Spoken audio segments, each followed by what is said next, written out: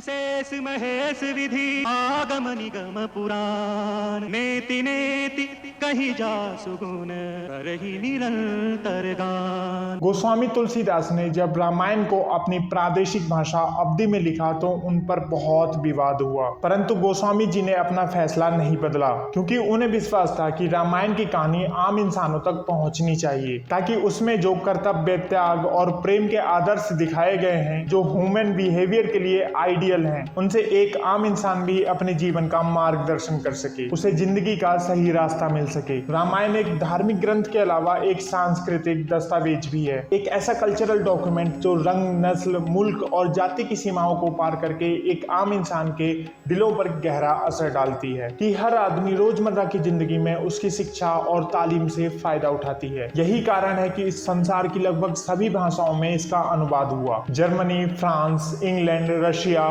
China, Iran, Thailand और Indonesia आदि देशों में रामायण को उतना ही आदर मिला जितना कि भारत में। रूस में पिछले कई सालों से रामायण का नाटक स्टेजों पर खेला जाता है।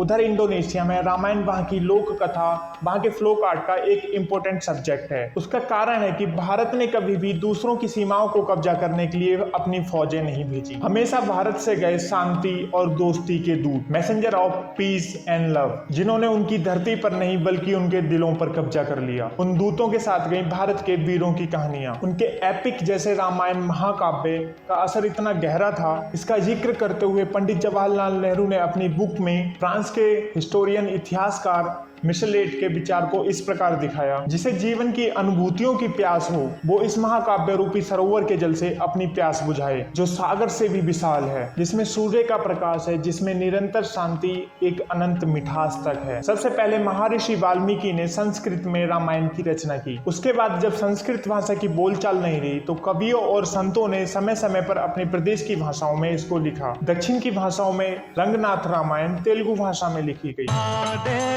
कमलाक्षो मम्मेलु देवु नादी नारायणो नखिल लोकेशु। उसी तरह महर्षि कंबर ने तमिल में, एजुथाचन ने मलयालम में और नागचंद्र ने कन्नड़ में इसको लिखा। पूर्व महाकवि कीर्तिवास ने इसे बंगला भाषा में लिखा और कीर्तिवास रामायण अपने समय में ही घर घर में गाई जाने लगी।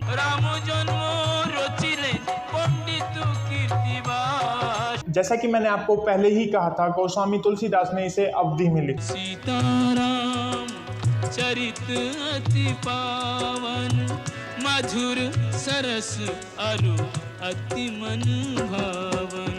रामायण की कहानी इंसान के दिलों में इस विश्वास, इस यकीन को मजबूत करती है कि जब भी जुल्म की ताकतें यानी ऑटोक्रेटिक पावर्स मानवता और इंसानियत को अपने पैरों तले को चलने लग जाती हैं, उस वक्त दुनिया में कोई ऐसी ताकत, ऐसी विभूति इंसान के रूप में आती है कि जो जुल्म की ताकतों और उन हथियारों का मुकाबला अपनी सच्चाई से कर सकता है। रामायण की यह परंपरागत कथा इसी बात पर आधारित है कि एक समय जब आतताई शक्तियां रावण के रूप में प्रकट होती हैं, जो अपनी ताकत की नशे में चूर धरती को रौंदता चला जा रहा है। उस समय धरती, मुनि, ऋषि भगवान विष्णु के पास मदद के लिए जाते हैं और वो उनकी पुकार से द्रवित होकर उनकी सहायता का वचन दे देते हैं। इस कथा से एक इंसान को सच्चाई के रास्ते पर चलने की हिम्मत आती है, क्योंकि उसे विश्वास होता है आखिर हमेशा सच्चाई की ही जीत होती है और सारे संसार में एक ही नारा गूंजता रहता है, गूंजता रहेगा, सत्यमेव जयते, सत्यमेव जयते।